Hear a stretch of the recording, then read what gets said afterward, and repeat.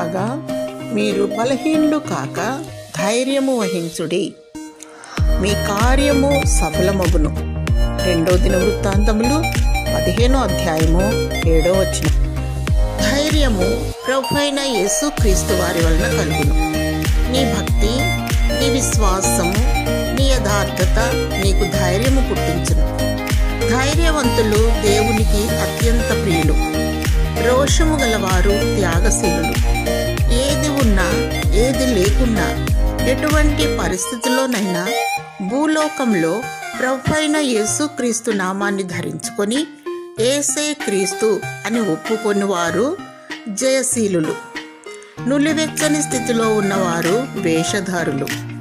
మనుషుల ఎదుట భక్తి గలవారుగా నటించి దాని శక్తిని ఆశ్రయించని వారు. పిరికి ఆత్మ కలిగి నిత్య నరకానికి వెళ్ళువారు. ధైర్యం కావాలని ఆశిస్తున్నావా? అయితే దేవుని స్తుతించుము.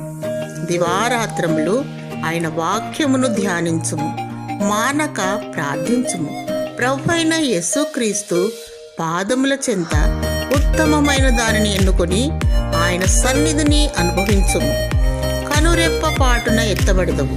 నీ కార్యము సఫలమగును.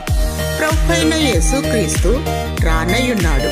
సిద్ధపాటు కలిగి వేచి ఉండుము. దేవుడు నీకు ధైర్యము, ఆదరణ దయచేయునుగాక. ఆమేన్.